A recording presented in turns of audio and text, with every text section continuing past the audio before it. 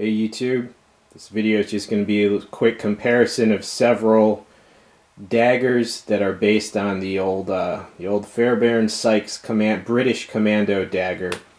The one in the center is the Fury British Commando style dagger. Alright, and this one is just called the Mini-Commando dagger. It's more of a boot knife type. And this one is the cheapest one you can get. Okay, this is the one you see all over for like $6. And I'm just going to compare them a little bit. Oh, and just the blade lengths. All right, this 4 1/2 inches in blade length. The Fury is 5 3/4 inches, and the cheapo is 6 3/4 inches. Alright, now these are all budget daggers, and that's mainly why I'm doing this review, because when it's a budget item, people get tempted to purchase it, and they might get screwed over if it's not quality. But just to summarize, these two daggers, they're, the fit and finish is pretty bad, but these are usable. I consider those two usable. This one, I don't consider it usable. I mean, yeah, obviously it could stab flesh, but it's just below the level of quality that I would consider usable. All right, let me show you the biggest difference between these daggers. I can bend it. I can bend it a lot.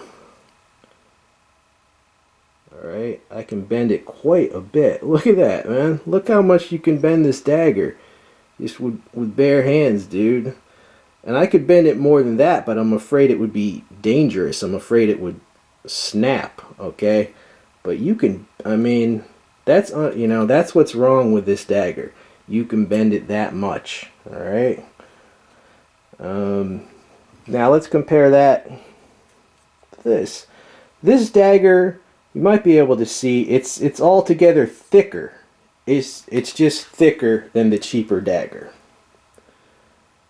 Alright, I don't know if you can tell. Now this, it'll flex a little bit. Okay, it'll flex a little bit, but as you can see, not nearly as bad. I'm using the same amount of force. You can see it'll flex a tiny bit, but that's about as much as this'll flex. Okay, and this one, look at that, man. So that's the main difference. Now this dagger, I was actually expecting this to be really crappy because it was $5.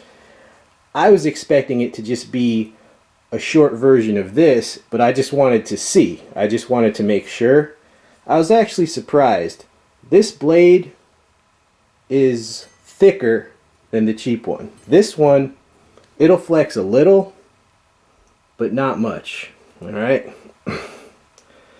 I'm using the same amount of force, alright, the same amount of force as I used on the other one, and you can see it's not flexing much at all. Alright?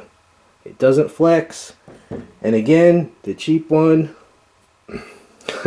look how bad, man. Alright?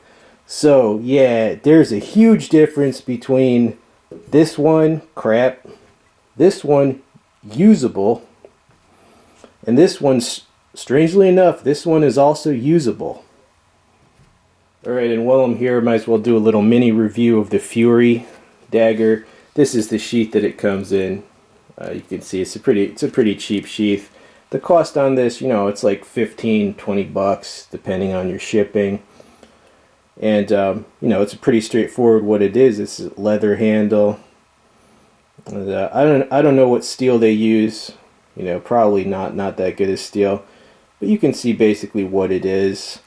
The fit and finish is pretty bad, but that's not of any concern to me because I didn't buy this as a, it's a cheap knife. I didn't buy it as some beautiful collectible. But yeah, the fit and finish, like, it's not flush right there. It's just, But if you like history and you like these daggers, it is a usable dagger. Alright? And, for the price. You know, I like it. I like it a lot for the price. Pretty cool dagger. Alright, and the other dagger, this is just called the mini British Commando Dagger. It's actually usable as a boot knife. You know, as I showed, it's thicker than you would think it would be. You know, it could be better, but was it worth $6? Yeah, it definitely was worth $6. I mean, it's a functional boot dagger, 4.5-inch blade. And again, it's, you know, it's probably cheap stainless steel. But, you know, what matters to me is if it's going to flex, okay? This, it doesn't flex much at all. Alright? And that to me, that's what makes it usable. You know, this this one that flexes like this, it flexes so much, it could actually shatter, and a shard of it could actually go into your hand, okay? So to me, that's what makes unusable versus, you know, affordable, but still actually usable. Alright, YouTube, I hope that was useful. I hope I steered you clear of the cheaper dagger, which is potentially dangerous to the user, and showed you some affordable daggers that, you know, please remember, these are not meant as utility type blades. Don't try to open metal cans with them. Don't try to do anything against wood to them. Alright? But as far as use as an actual dagger, or just something that reminds you of history, I like these for the price. Stay tuned for many more reviews. I'm out of here, dudes.